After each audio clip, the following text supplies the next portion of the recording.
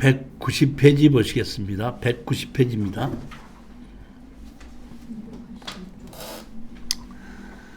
남의 집 마당에 5평짜리 조각당 이렇게 된 것이 경매 물건이 나왔는데, 원칙적으로 보면은 제가 그 특수 경매로 낙찰을 받아서 거기 지분권자나 거기에 이해관계인이 살 수밖에 없는 땅을 고르는, 부동산을 고르는 건 맞습니다. 맞지만 그거를 기하로 해서 갑질을 한다든가 이러한 것은 안 하는 것이 원칙이에요. 왜냐면은 제가 이걸 낙찰받고 이렇게 판다는 걸 설명을 드리는 것은 낙찰받고 처리하는 방법을 가리키는 것이지 돈을 벌어주는 게 아니다 보니까, 저로서는 협상을 할 때 감정과 가지고 협상을 해라 이렇게 얘기하고, 나한테 다 배운 사람이 자기가 낙찰을 받아놓고 감정가에 2배를 달라든지 3배를 달라든지 하는 건 그 사람이 하는 것이지, 강의하는 사람이 낙찰을 받고 2배, 3배 달라는 거를 시범을 보이는 건 그거는 아니죠. 나는 강의하는 사람이지 돈을 벌어주는 사람이 아니다 보니까 그렇게 갑질은 안 하는 것이 원칙인데, 이거는 어쩔 수 없이 갑질을 하게끔 돼버렸어요. 본인이 아니고. 여기 보면 이렇게 물건이 5개가 있는데 물건 3번을 경매로 낙찰을 받았는데, 이게 먼저 번에도 말씀드렸지만 제가 진주시 공인중개사 학원에서 공인중개 시험이 끝나고 나면은 우리 같이 특수 경매나 이렇게 하는 사람들을 와서 특강을 좀 해주십시오 하거든요. 그래서 그때 여기에 진주에 공인중개사 학원에 특강을 하러 갔었는데, 그때 강의 내용이 뭐냐면은 지분이든지 건물 매각 제외든지 이런 것을 예전에 낙찰을 받아서 팔아서 이런 식으로 수익을 올렸다고 하는 실전 사례를 가지고 강의를 쭉 했습니다. 그랬는데 그 중에 강의를 듣던 한 사람이, 교수님, 다른 사람이 돈 버는 걸 왜 강의 시간에 얘기합니까? 그런 거 하지 말고요, 우리가 벌을 수 있는 걸 하나 좀 가지고 오시면 안 됩니까? 이렇게 얘기를 해서, 그럼 내가 골라서 한번 가져와 볼게 해갖고 그 당시에 갑자기 막 고른 걸로 한 5개를 골랐는데, 제가 보기에는 5개를 맞춘다고 여기에 구색으로 끼워놓은 것이지 이것 자체가 돈을 번다고 생각하지는 않았는데, 그 사람들의 보기에는 이거는 알박기 비슷하다 보니까 이게 돈이 되는가 보다 하고 제가 5개 골라준 것 중에서 이거를 입찰에 들어갔어요. 그러다 보니까 낙찰을 받았습니다. 저한테 해결해 주십시오. 그럽시다. 이렇게 해가지고 시작이 된 겁니다. 제일 먼저 낙찰을 받고 현장에 한번 가봅시다 했는데, 이거를 가보기 설명을 드리기 전에 사건 내용부터 먼저 말씀을 드릴게요. 여기 보시게 되면 이렇게 집이, 땅이 큰 집이 이렇게 있는데 그 집 중에서 도로에서 들어가는 요 땅이 경매로 나온 겁니다. 요 땅이. 이 얘기는 제가 보면 이렇게 된 거예요. 이게 하천 국어였었던 것 같아요. 지목이 도로가. 그러다 보니까 여기 도로를 쓰는 거는 그냥 이거를 국유지, 다시 말하면 옛날에는 삼천포시였었죠. 삼천포시에서 이 도로를 만들었고, 잘라서 이건 남의 마당 안으로 들어가 있으니까 이 마당 안으로 들어가 있는 이 땅을 국유지로 쓰고 있다가, 국유지 그 국어를 쓰고 있다가 이 건물 주인에게 나중에 불화를 한 것 같아요.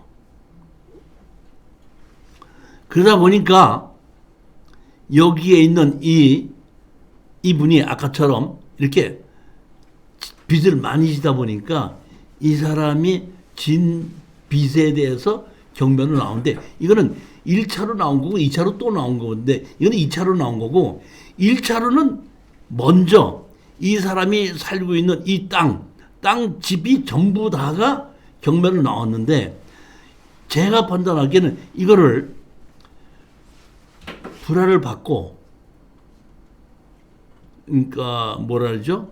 그 합의를 해야 되는데 합의를 하지 않고 그냥 그대로 내버려 두다 보니까 조가리 땅으로 그냥 있다 보니까 먼저 번에는 이 땅에 있는 484-3에 있는 건물과 토지만 경매가 진행됐고 나중에 요거는 강제 경매로 해서 다시 154-1번지가 강제 경매로 진행이 된 겁니다. 자, 어떻게 됐냐면 자, 여기서 뭐 항공사진에서 보면 집이 이렇게 있죠. 집이 있고 여기 도로가 있는데 이 도로에서부터 요만큼이 이렇게 이제 포함이 되다 보니까 집 일부를 침범하고 있는 겁니다. 우리가 이거를 낙찰을 받고 사실은 제가 마음에 들지 않는 것을 낙찰을 받았기 때문에 할 수 없이 현장을 갑시다 해갖고 이 우리가 얼마를 주고 낙찰을 받았냐면 680짜리를 540만 원 주고 낙찰을 받았잖아요. 그렇기 때문에 여기 주인하고 협상을 해서 한 800만 원 정도에 준다 그러면 팔고 나와야 되겠다고 협상을 하러 갔던 겁니다. 갔는데 강의를 2시인가서부터 1시인가 2시부터 해가지고 끝나고 가다 보니까 여기가 거의 저녁 때 한 6시쯤 넘어서 이제 낙찰 받는 공동으로 같이 받은 사람하고 한 4명이서 같이 간 거예요. 그러니까 저녁에 어둑어둑한데 4명이 이렇게 들어오다 보니까 어디서 왔냐고 깜짝 놀라더라고. 그래서 이 땅을 낙찰 받은 사람이라고 그랬더니 그 여자분이 약간 화를 내면서 내가 이럴 줄 알았어. 내가 걔한테다가 이거를 낙찰 받아 달라고 다시 말하면 그 공인중개사한테다 낙찰을 받아 달라고 30만 원이나 줬는데 걔가 이걸 보더니 이건 누가 이걸 낙찰을 받느냐고 이런 건 낙찰을 받지 않으니까 좀 더 가격이 떨어져서 나중에 들어가자고 해놓고 안 시켰는데도 안 들어가더라고. 이걸 누가 사느냐 일주간 땅을 누가 사느냐고.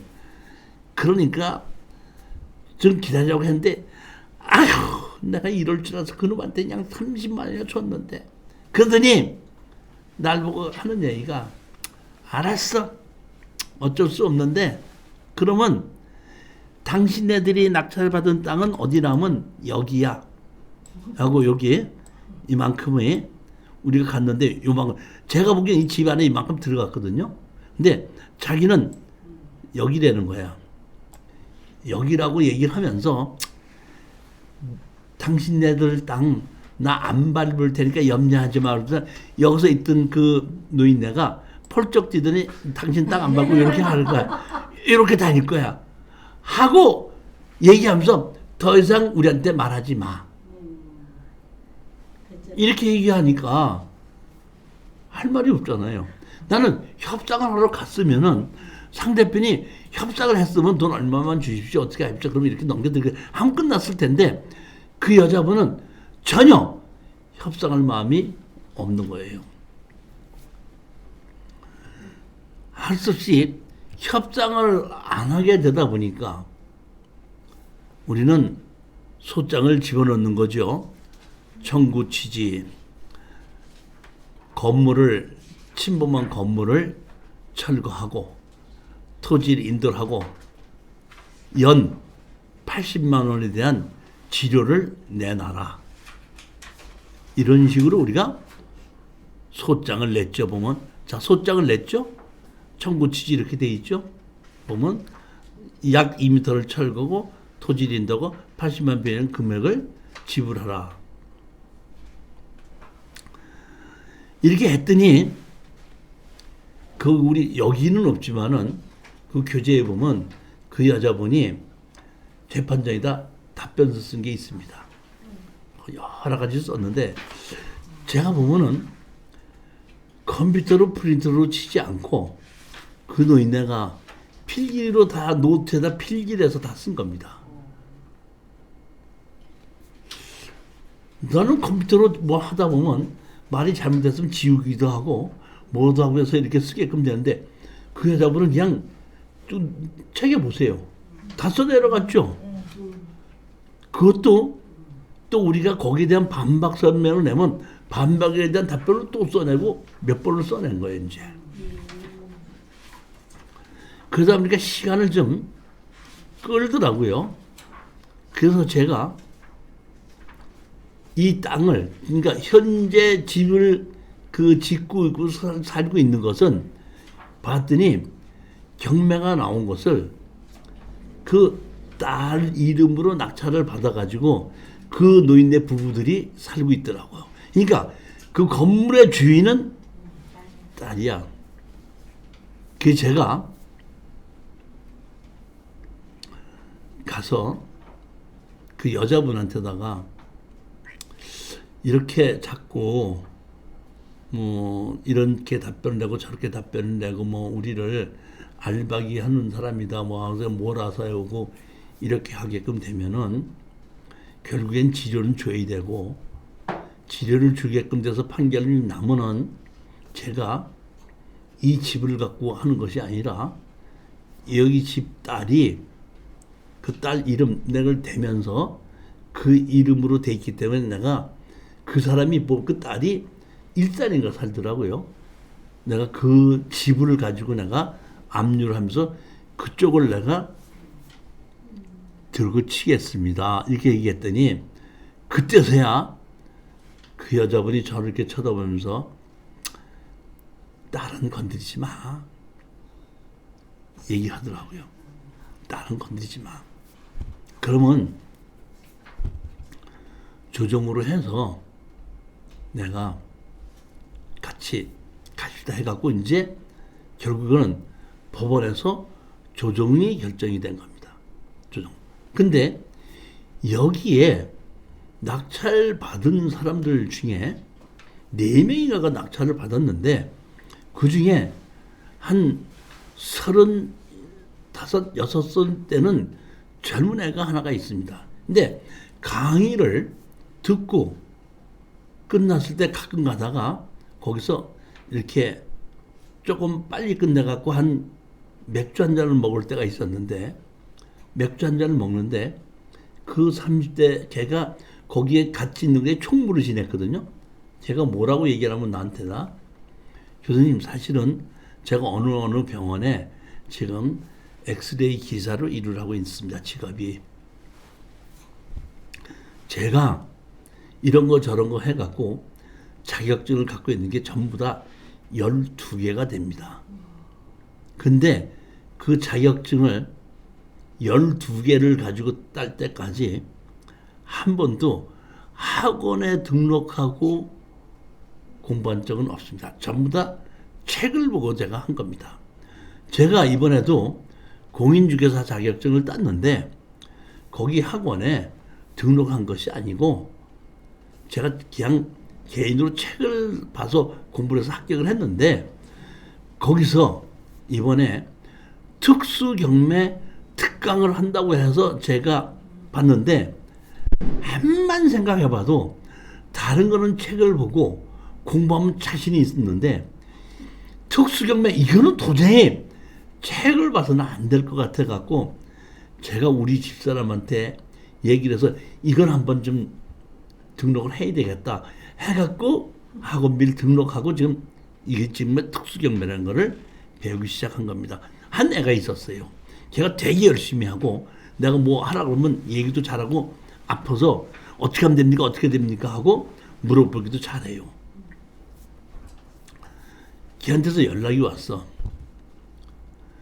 조정이라는 걸 잡혔는데 제가 조정에 나가려고 하는데 아직까지 한 번도 조정에 나가본 적이 없습니다. 그러면 조정에 가서 어떻게 해야 되는지 교수님이 조금 좀 미리 좀 가르쳐 주실 수가 있습니까? 이렇게 얘기를 하더라고요. 그래서 제가 이렇게 가르쳐 줄게. 조정실에 가면, 조정하러 가면 조정실에 있는데 조정위원이 있다. 판사님도 하지만 진주나 이런 데는 소송이 많고 조정이 많다 보니까 조정실이 따로 있고 조정위원이 있을 거다. 그러면은 조정 시간보다 한 10분에서 15분 전에 가면은 조정위원이 준비라고 기다리고 있다. 그러면 상대편에서는 안 나왔을 거고 와서 기다리고 있으면 조정위원이 물어볼 거다. 원고입니까? 피고입니까? 그러면 이제 원고입니다. 아, 그러면 조정하시는 분이 조정하려고 다 하시면 그러면 누구 되십니까? 예, 누구 됩니다. 그러면 이거는 원래 건물 매각 제외, 토지만 매각 이랬을 때는 조정하시는 분이 먼저 물어봅니다. 건물 주인이 당신 땅 사겠습니까? 땅 주인 보고는 건물 사겠습니까? 이런 걸 물어보고 거기에 맞춰서 조정을 하는 겁니다. 제가 진천거 우리 공동투자를 낙찰받은 거를 조정에 갔을 때 제가 한 15분 전에 갔었거든요. 갔더니 상대편 변호사가 안 나왔으니까 조정에서 기다리다가 원고 되십니까? 그래, 원고입니다. 그랬더니 지금 땅만 낙찰 받으셨는데 어떻게 하실 겁니까? 하고 나한테 물어보더라고요. 사전에 물어보는 거죠. 그럼 내가 건물 주인이 내 땅을 사겠다고 하면은 내가 건물 주인에게 땅을 팔 것이고, 건물 주인이 땅을 사지 않는다 그러면 건물을 팔으라고 하고 내가 건물을 살 겁니다. 그러니까 먼저 우선으로 건물 주인이 땅을 사겠다 그러면 내가 먼저 팔 거고, 안 한다 그러면 내가 다시 건물을 살 테니까 저는 그렇게 마음을 먹고 있습니다. 얘기하면 알겠습니다. 해갖고 거기에 맞춰서 나중에 오지 않습니까? 그럼 먼저 얘기를 해요. 여기 땅 주인이 건물 주인에게 땅을 판다고 하는데 건물 주인 땅 사시겠습니까? 이렇게 물어보는 겁니다. 그럼 건물 주인이 땅을 사겠습니다. 그러면 가격을 얼마로 치겠습니까? 해갖고 판다 산다는 게 합의가 되면 그 다음에 가격으로 들어가는 거거든요. 근데 여기는 남의 땅 가운데죠. 그러니까 건물 주인이 땅을 사는 거 말고는 우리가 다시 건물을 살 일은 없는 거예요. 그러면 이거는 처음서부터 건물 주인이 이 쪼가리 땅을 살 수밖에 없다. 그러면 제일 먼저 이 조정위원이 온 사람한테 물어봐요. 이걸 보면 팔아야 되겠는데 얼마 정도면 팔을 겁니까? 하고 이제 물어볼 때 미리 좀 가라. 미리 가서 보고 얼마 정도쯤 받으려고 얘기했냐 했더니 우리끼리 얘기했는데 한 1,100만 원은 받아야 되겠다고 얘기했습니다. 그러면 미리 가서 조정에서 합의가 되면은 1,100만 원 정도쯤이면 팔겠습니다. 하고 얘기를 해놔라. 그러면 이렇게 합니다. 했더니 알았습니다. 제가 가르쳐준 대로 갔는데 이제 먼저 가서 조정실에 기다리고 있으니까 조정위원이 물어본 거지. 얼마면 파시겠습니까? 한 1,100만 원이 팔겠습니다. 그래요? 그 정도 못 알겠습니다. 예, 알겠습니다. 사실은 보면 이렇게 알박인 거는 제가 감정가격이 680만 원이기 때문에 내가 다른 건 전부 다 감정가격에 대해서 팔겠다고 그렇게 했는데 사실은 내한테 배운 사람, 다른 사람들은 그 가격에 안 팔아요. 더 달라 그러지. 아까도 말씀드렸지만은 저는 돈을 벌어주는 사람이 아니고 이렇게 협상을 해서 이렇게 사랑대편이 살 수밖에 없는 부동산을 사서 협상에 의해서 팔고 협상을 안 하면 소송을 해서 상대편을 협상장으로 이끌어내라. 이것이 제가 지금 이 특수경매에 강의하는 거 아닙니까? 핵심이 그거 아니에요. 자, 그렇게까지 가르쳐 줬다 보니까 안 게 아니라 이제 오니까 조정위원이 얘기를 한 거예요. 이걸 보니까 건물 주인께서 이 땅을 사야 되겠고, 제가 땅 주인에게도 물어보니까 땅을 팔겠다고 하는군요. 그러면은 건물 주인도 땅을 사셔야 되는 건 맞죠? 얘기하니까 사야 되겠죠. 그러기 때문에 오늘 나온 겁니다. 안 사겠다 그러면 조정이 나올 필요가 없죠. 그러니까 나왔다는 얘기는 살 의지가 있으니까 나왔다 이런 뜻입니다. 그러니까 이제 조정위원이 땅 주인한테다가 땅을 얼마에 파시겠습니까 하고 이제 가격을, 건물 주인이 땅을 사는 것은 결정이 됐고 가격만 결정해야 되는 것이 남은 겁니다. 얼마에 파시겠습니까? 이렇게 얘기하니까 제가 얘기해 준 대로 1,300만 원에 팔겠습니다. 이렇게 원래 조정위한테 얘기한 것보다 200을 올려서 1,300에 팔겠습니다. 이렇게 얘기를 한 거야. 그러니까 1,300이라고 하는데 여기는 성우님 어떻게 하시겠습니까? 자기는 800 이상은 못 주겠다. 그러면 800 이상 못 주게끔 된다면 여기서는 1,300을 달라 그러는데 그러면 800 이상 못 준다면 협상이 안 되는 거 아닙니까? 그런데 성우님은 어차피 이거 사야 되는 거 아닙니까? 조금 더 해보시죠. 해도 아휴 돈이 없어요. 뭐 하고 지금 이게 그러면 땅 주인에게도 조금 지금 어떻게 가격을 내리면 안 됩니까? 아유 저도 뭐 이렇게 해서 뭐 소송하고 여기까지 나오다 보니까 그가 안 받으면 안 되겠습니다 하고는 버티는 거야. 그러니까 먼저 1,100만 원이면 하겠다고 얘기했죠. 그러니까 협상이 안 되니까 이 조정위원이 도저히 협상이 안 되고 여러 가지 문제를 봤을 때 산 사람도 등기 비용도 들어가고 소송 비용도 들어갔으니까 제가 판단하기에는 강제 조정으로 1,100만 원에 강제 조정하겠습니다.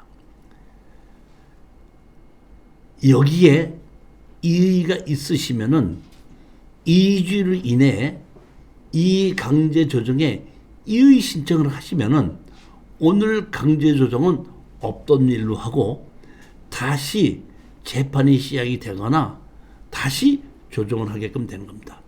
만약에 2주 이내에 이의 신청을 하지 않으면 오늘의 강제 경매는 그대로 결정된 것으로 판결과 동일한 효력이 있습니다. 따라서 오늘 제가 조정위원으로서 강제로 1,100만 원에 했으니까 충분히 여러분들 생각해 보시고 결정하시기 바랍니다. 어떻게 됐냐고 물어봤더니 그 젊은 애가 1,100만 원의 소리를 듣고는 그 노인네가 너무 화가 나가지고 말도 안 하고 쳐다보지 않고 그냥 내 빼들라는 거야. 그냥 아무 소리 안 하고 가만히 있었대. 그냥 2주 지났는데 이의 신청이 안 들어온 거야. 그럼 이제 확정이 된 거죠. 잘 쓰는데. 그러고 나서 조금 더 지나서 한 달쯤 지난 다음에 판결이 이렇게 났는데 언제쯤 어떻게 하실까요? 했더니 나보고 그러더라고. 아유, 그랬더니 그때서야 그 노인네가 마음이 풀렸는지 언제 돈을 얼마를 주고 언제 할 테니까 계약을 언제 하자 이렇게 얘기를 해서 팔고 나왔습니다. 한 것이 이 사건입니다. 제가 감정가에 한 1.5배를 받아서 조정한 것은 여태까지 조정한 것 중에 이것이 처음입니다. 이 이상 이것 말고는 다른 것은 이런 정도로 돈을 받으면서 조정하게 했던 적은 없습니다. 따라서 여러분들이 제가 지금 말씀드리는 것은 이렇게 조정을 해야 되겠는 거를 한 10분이든지 15분 전에 가서 상대편이 오지 않았을 때에 미리 저한테다가 이렇게 전달하면 되는 거거든요. 근데 원래는 이 맨 처음에 제가 조정 아까 했던 것 중에 음성거 있지 않습니까? 그 음성거는 그렇게 하지 않고 원고와 피고 다 들어오라고 하고 원고 나가라 그러고 피고하고 다 얘기를 해서 살 거냐 팔 거냐 어떨 거냐 다 얘기를 하고 그 다음에 건물주인 내보내고 땅주인 들어오라 그래서 다 얘기를 하고 지금 어떤 얘기를 하냐면은 그 사람이 제가 보면 지금 맨 처음에 그 음성거 갖고 얘기하는 걸 보면은 오늘 협상을 하지 않으면은 법정 상관이 없는 건물을 가진 당신은 당신 돈으로 그 건물을 다 허물어야 되고 지료도 내야 되고 소송 비용도 내야 되고 엄청난 손실이 일어나기 때문에 땅 주인이 조금 무리한 돈을 달라고 해도 그런 손실을 생각해서 당신은 합의를 하셔야 됩니다 하고 건물 주인에게 겁을 잔뜩 줘서 내보내고 그 다음에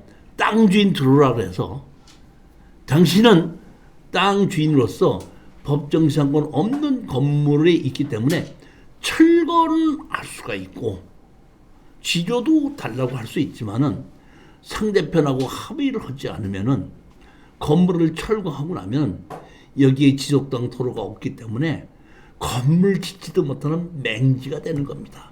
그러니까 땅 주인이라고 너무 목에다 힘주시 마시고 웬만하면 협상을 하십시오.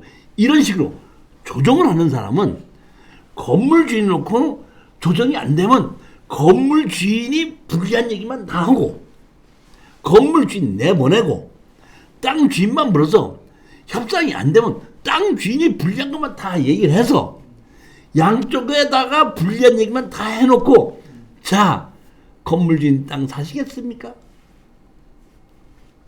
사겠습니다. 안 사면은 엄청난 손해가 난다니까 사시겠습니다. 사신다고 하는데 건물 땅 주인 얼마에 파시겠습니까?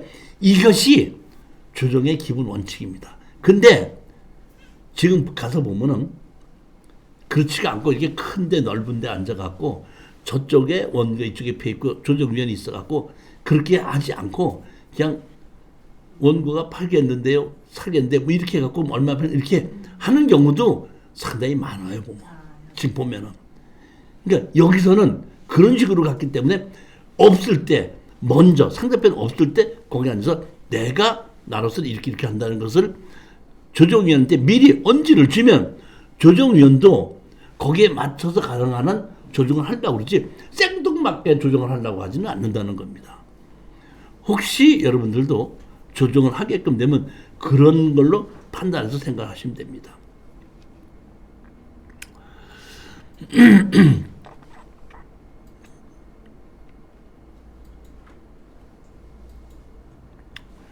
자, 207페이지인데 여기 보면 돌아가실 때까지 지료 낼게요.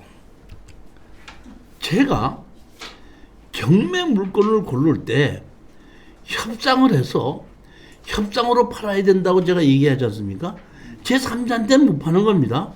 반드시 그 부동산에 관계 있는 사람에게 협상으로 파는 거예요. 그러니까 지금처럼 부동산이 떨어지거나 올라가거나 관계없이 어차피 그 부동산에 관계 있는 사람은 그 부동산을 살 수밖에 없는 부동산을 사서 그 사람에게 팔고 나오는 것이 제가 특수경매의 핵심이다 이런 얘기입니다. 그런데 무슨 얘기냐면은 협상을 당사자가 사긴 사야 되는데 경제적인 능력이 없으면 안 사는 게 아니라 못 사는 겁니다.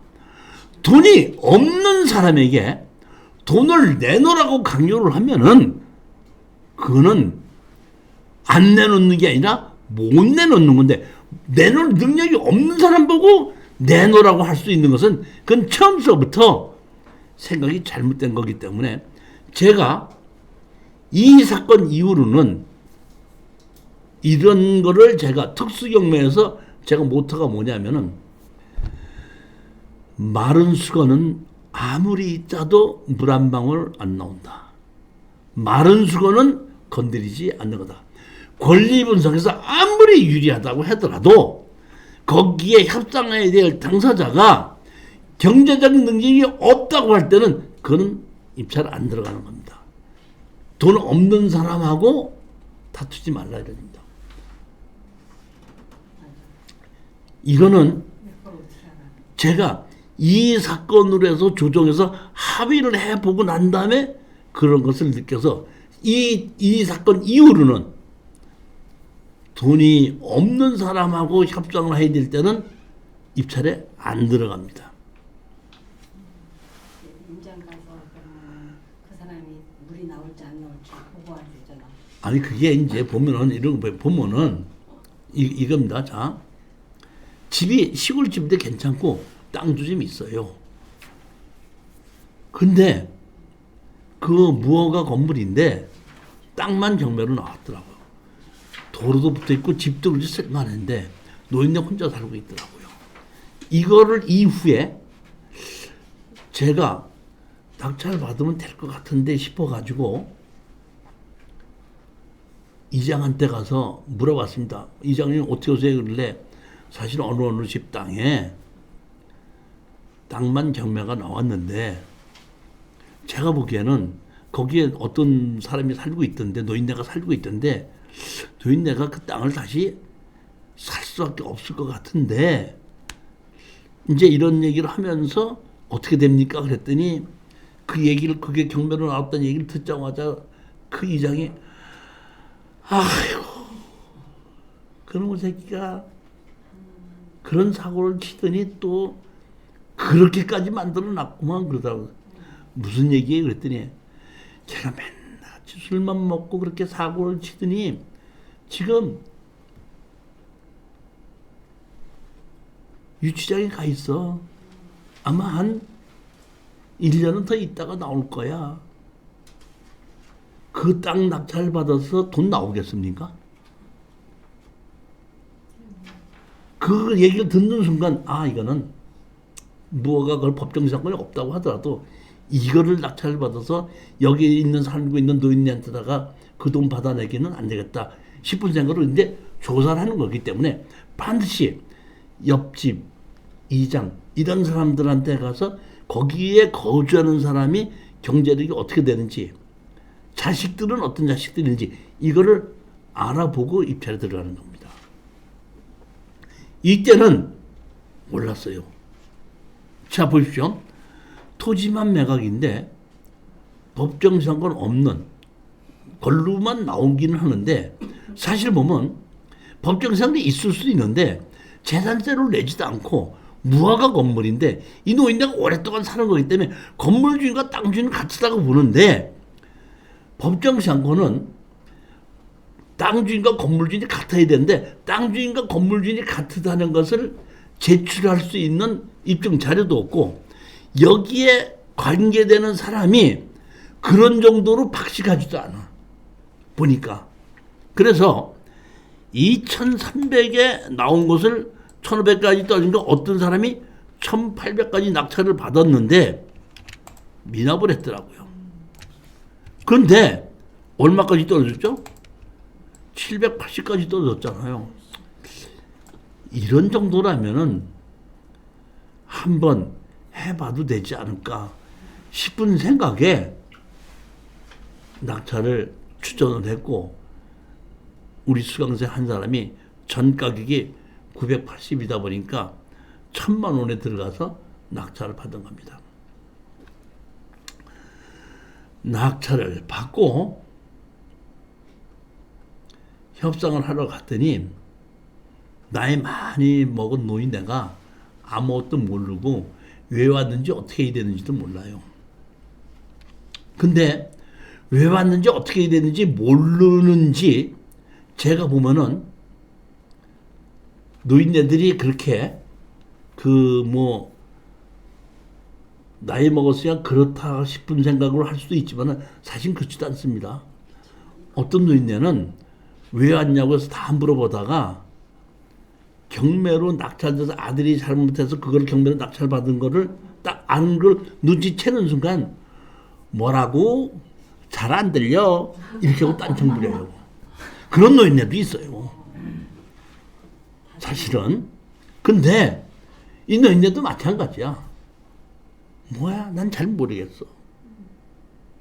알고 그러는지 모르고 그러는지 난 모르겠어. 제가 보면 미납을 했었기 때문에 낙찰받은 사람이 가서 뭐 얘기를 했었고 도저히 이 노인네하고 안 되겠다 보니까 미납을 한 것 같아요.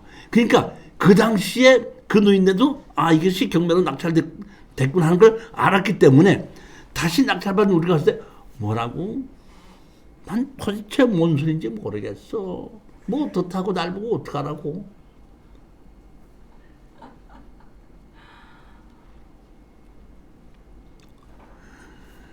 일단은 철거와 치료소송을 냈습니다. 이게 제가 날짜가 언제에 보면 2017년도죠. 지금부터 한 5, 6년 됐나?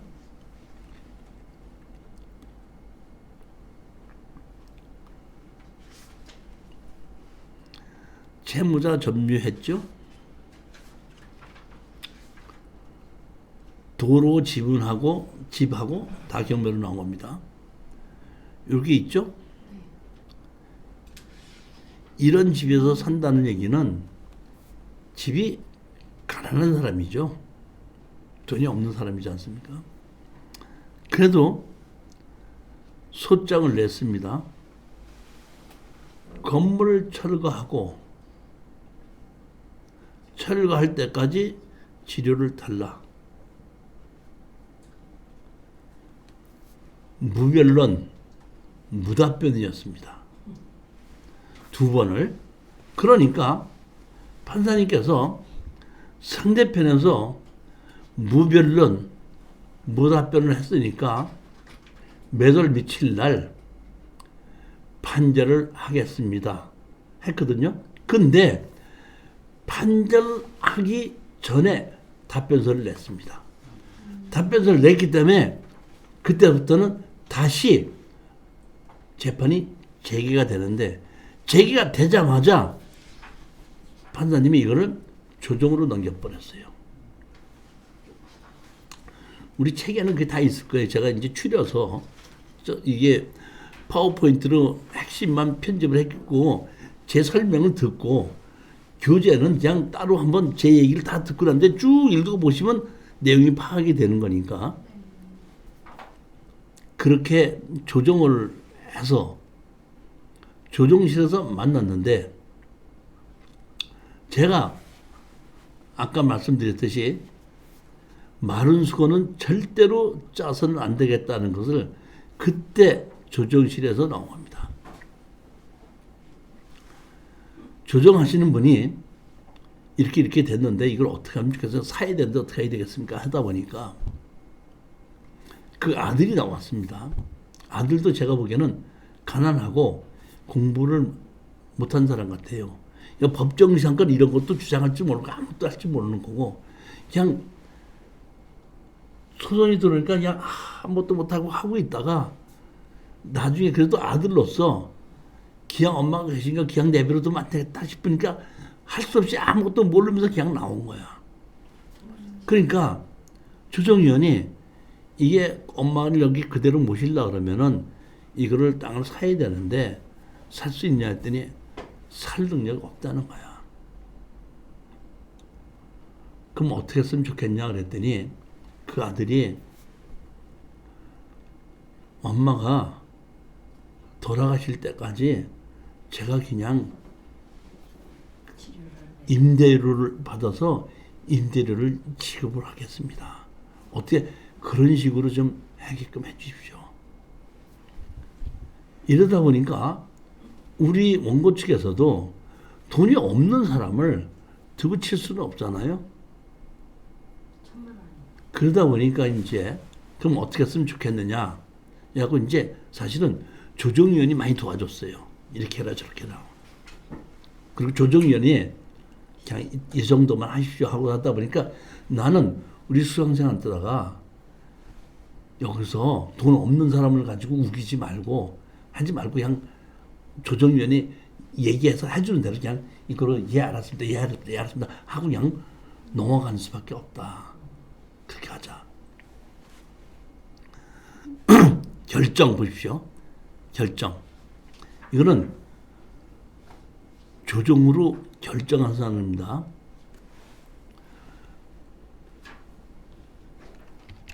임대차 기간. 이 건물은 자기네 거죠. 그러니까 땅을 빌리는 임대차 기간에서 강제 조정 경정 기일부터 우리가 강제 조정을 하는 거 아닙니까? 아래 조건 중 가장 먼저 도래한 날까지 피고가 요양병원에 입원하는 날 또는 사망하는 날까지 땅을 빌려주면은 그 빌려주는 것만큼의 임대료를 지급하겠다 이런 뜻입니다. 우리로서는 건물 주인이 땅을 살 수 있는 능력이 없고 그렇다고 해서 우리가 강제로 거기 사는 노인네를 내보낸다는 것도 마땅치 않은 거거든요. 좋다. 근데 무조건 할 수가 없으니까 돈을 주는데 안 되면 어떻게 하냐니까 보증금을 내라. 보증금이 없으니까 50만 원 내겠습니다. 50만 원만 하라고 이제 이게 또 그 사람이 하는 게 아니라 조정위원이 한 50만 원 정도는 좀 그랬더니 그럼 그 정도는 어떻게 해보겠습니다. 그럼 치료를 얼마를 줘야 되느냐? 감정가에 의해서 줘야 되겠죠? 우리가 낙찰은 1,000만 원을 받았지만 감정 2,300만 원이니까 2,000만 원에 대한 것을 하게끔 되면은 뭐 언제라면 매달 얼마? 12만 원. 12만 원을 치료를 주겠다. 그리고 또 하나는 이제 여태까지 소송을 하고 소송할 때까지 이 조정할 때까지 그냥 살았던 비용이 있지 않습니까? 몇 개월 안 되잖아. 예? 몇 개월 안 되는 거 아니에요? 몇 개월 안 돼도 12만 원씩 치면 그것도 다 돈이 되는 거죠. 그러니까 그것도 지금 깎아가지고 조정위원이 한 60만 원만 여태까지 했던 거는 60만 원만 받아라. 오케이.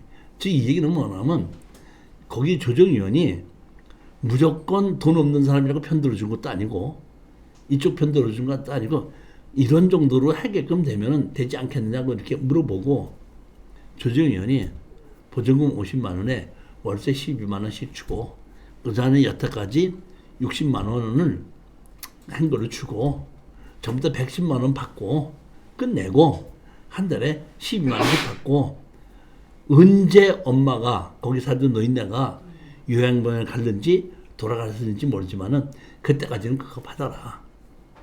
그리고 돌아가시냐 요양병원을 가면은 그 건물 당신 가져라. 준다. 그러면 그러자. 근데 조정위원이 이렇게 만드는 걸 가지고 돈이 없는 사람 거를 가지고 100만 원 내놔라, 200만 원 내놔라, 돈 내놔라. 이거는 할 수가 없는 얘기죠. 없는 사람이 어떻게 나눠요? 그래서 제가 여기 조정이 끝나고 나오면서 우리가 조정을 할 합의를 볼 당사자가 돈이 없는 사람인 경우에는 절대 입찰에 들어가지 말아야 되겠다. 반대로 이런 경우도 있었습니다. 성북동에 5분의 1 지분인가가 나왔는데 거기에 어떤 그것도 여자분 혼자 살고 계신 거예요. 성북동에 저택에. 근데 자식들을 봤더니 여기 뭐야? 해운대 아파트 어디에 뭐 살고 있고 또 하나는 여기 뭐야? 무슨 여기 저 뭐죠?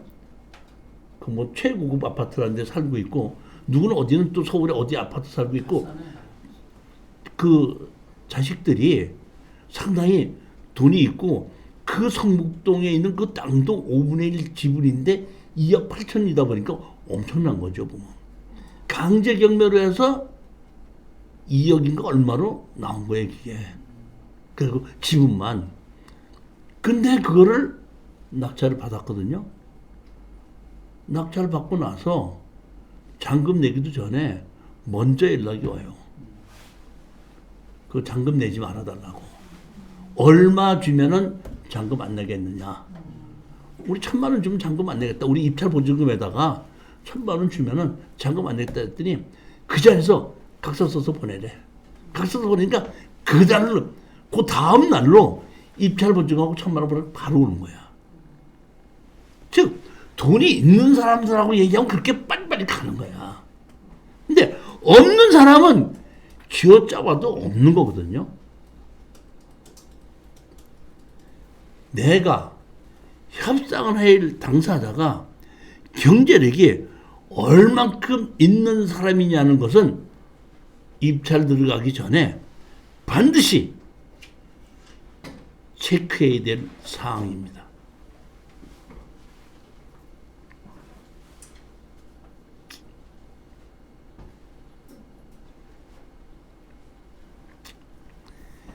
(220페이지) 보시겠습니다.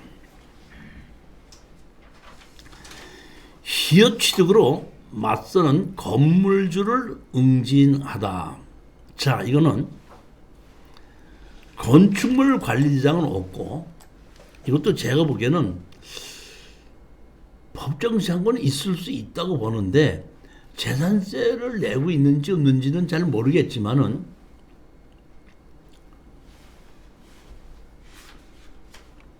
상대편이 법정시장권을 주장하지는 않았어요. 건물 주인과 땅 주인은 다 같은 걸로 제가 판단합니다.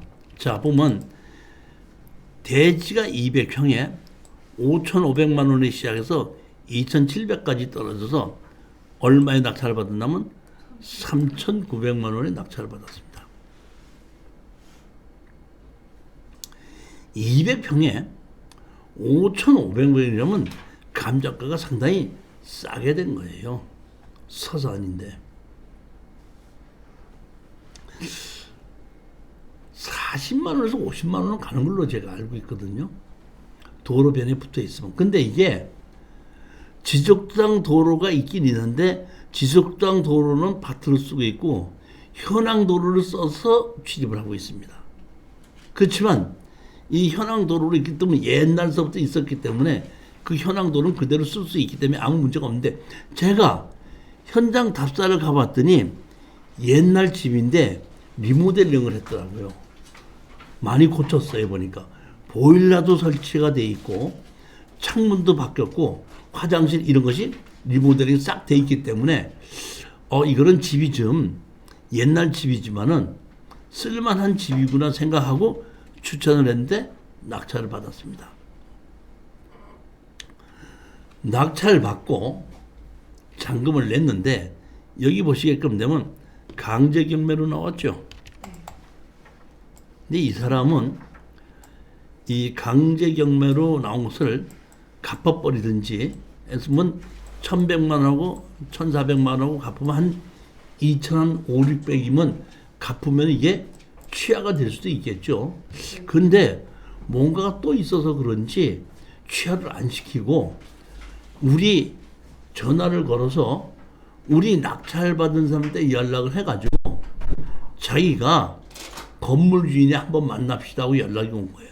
그럼 만납시다 하고 라마다 르네상스 호텔에서 만나는 걸로 예약을 했었고 우리 낙찰받은 수강생이 이 사람이 전화가 왔는데 교수님 좀 만나서 같이 가주십시오 해갖고 그때 같이 갔었어요. 갔더니 이 사람이 뭐냐면 자기가 원예 사업을 하는데 돈을 좀 줄 게 있었는데 사실은 딱 갚았는데 뭐 이렇게 해갖고 안 줬다고 해서 강제경매로 나와서 이렇게 낙찰돼서 우리가 잔금까지 다 냈는데 엄마가 거기서부터 옛날부터 살고 계십니다. 시집 올 때부터 뭐 살았다나 뭐 그런 거 해서 그 엄마가 살고 계시면서 리모델링 하면서 다 고친 거예요, 보면 집을. 근데 이번에 엄마가 나는 그냥 죽어도 여기서 죽지 다른 데 가서 살기 싫다 이러는 바람에 할 수 없이 제가 이 땅을 다시 사러 왔습니다. 파실 수 있습니까? 해가지고 팔겠다. 감정 가격에 한 200만 원만 더 주면 팔겠는데 당신이 와서 한다 그러니까 5,500만 원을 주면은 팔겠다. 그랬더니 자기가 일시적인 돈은 없고 엄마가 좀 돈을 달라고 했기 때문에 이제 다음 주에 와서 계약을 하고 그다음에 중도금하고 잔금 주는 것은 한두 달 기한을 준다 그러면 자기가 주도록 하고 다음 주에서는 계약을 하도록 하겠습니다. 그래서 그렇게 합시다. 하고 잔금 내고 그쪽에서 연락이 오기 때문에 우리는 소송을 할 필요가 없죠. 그렇게 해서 기다리고 있었는데 일주일이 아니라 열흘 지나고 보름이 지났는데도 연락이 안 와요. 전화를 했어도 안 받아요. 할 수 없이 얘가 마음이 변했구나 해가지고 소장을 낸 겁니다. 이게 지적도가 이렇게 도로가 있죠. 지적도로가 없고 이게 뭐야? 현황도로 이렇게 다니게끔 되는데 이게 현황도로 이것이 마을 안길이기 때문에 충분히 이거는 건축법상 도로로 인정을 받는 겁니다. 여기 집이 이렇게 되고 창도 그렇고 이렇게 외부에 나무도 되고 이렇게 창도 픽스 창으로 바뀌었고 이게 ICRC로 바뀐 게 보면 지붕은 그대로지만은 내부는 리모델링 한 것이 딱 보이죠.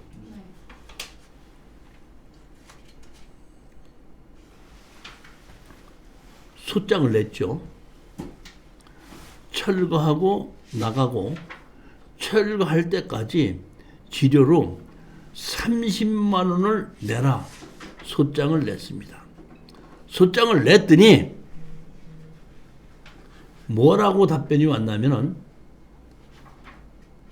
자기네 증조 할아버지 때부터 이 땅에서 건물을 짓고 살아왔으면 20년이 넘었기 때문에 자기는 이 땅에 대해서 취득시효를 취득했다. 취득시효를 했다. 그러니까 이 땅은 자기 거니까 나한테 살 필요가 없다. 이 땅은 취득시효로 자기 거다. 이렇게 답변이 온 겁니다.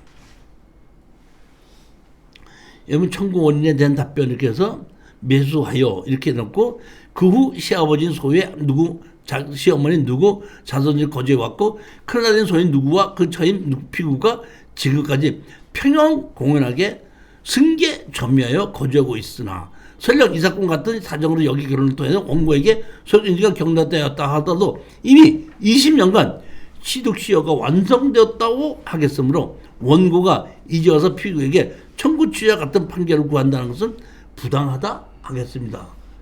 그러니까 처음에 약속한 대로 사겠다고 했다가 취득시효를 주장하기 때문에 자기 거라 이런 얘기야. 자 그러면 여기 보십시오. 등기 이전을 하였다고 하더라도 20년간 취득시효를 했기 때문에 자기 거다 이렇게 답변을 했죠. 근데 민법을 보십시오. 20년간 소유유사로 평온 공연하게 부동산을 점유한 자는 뭐함으로써? 등기함으로써 그 소유권을 취득한다. 예를 들자면은 마을에 뭐 어떤 집이 있어가지고 그 남의 땅에다가 집을 지어놓고 살고 20년, 30년을 살았다는 얘기예요. 주인이 누군지도 모르고 없어도 살았다 그러면은 이 집 주인이 이 땅이 취득시효로 나한테다가 등기를 넘겨달라고 신청을 하면은 판사님이 인후보정을 하라 그래요. 인후보정이라는 그 마을에 오랫동안 살았던 사람들이 그거 30년, 40년 전서부터 그 사람이 거기 살고 있었고 실질적으로 주인 노릇을 했고 그 옛날에 누구였는데 그 한시당 이렇게 됐습니다 하고 증언을 해주면은 판사님께서 시효 취득으로 등기 이전을 하라 하고 나면 등기 이전이 되는 거예요. 그랬을 때 시효 취득에 의해서 등기를 하는 거예요. 근데 이건 등기했어요, 안 했어요? 안 했는데 취득시효 다른 사람이 등기를 해가지고 한 거를 자기 취득시효를 주장한다는 얘기는 취득시효의 기본을 모르는 거야. 그래서 오다 재판 날짜가 나와서 하다 보니까 취득시효는 등기함으로써다. 이건 등기를 안 했는데 취득시효가 안 된다. 이렇게 얘기를 하고 건물 주인이 땅을 산다고 그러면은 조정으로 넘기겠다고 하고 그날 제일 첫 번에 이제 재판에 왔을 때에 조정으로 넘긴 겁니다. 그러니까 이분이 바깥으로 나오면서 우리 낙찰하다는 사람에다가 취득시효가 안 되면은 땅을 내가 사겠습니다. 다시 얘기한 거야 이제. 그러니까 우리 수강생도 뭐 그걸 승질 부릴 필요는 없죠. 말을 바꿨다고 해서 뭐 승질 부릴 필요 한 개도 없어요. 우리는 돈 버는 게 목적이지 다른 게 목적이 아니에요. 그러니까 얘기를 했죠. 그렇다 그러면 내가 당신이 예전에 사겠다 해서 5,500에 팔겠다고 했는데 당신이 이렇게 해갖고 소송까지 내게끔 했으니까 소송비용하고 들어가고 6,000을 주시오. 그랬더니 그 사람이 어떻게 한다? 6,000 주겠습니다. 이렇게 얘기한 거야. 자기도 이제 인정이 되니까.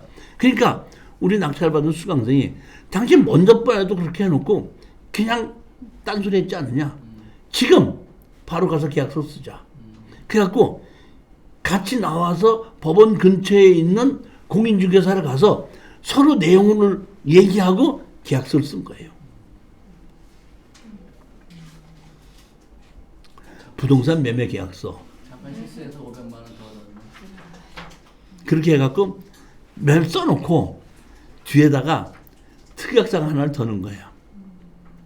다시 말하면 이건 조정기일은 한 20일 후거든요. 그러니까 이 계약서를 가지고 법원에서 제출하면 이대로 조정으로 판결이 나는 거예요. 우리끼리 이렇게 합의했습니다고 줄기 때문에. 그러니까 이 계약서를 써서 이 확약을 가지고 그대로 법원에다 제출한 겁니다.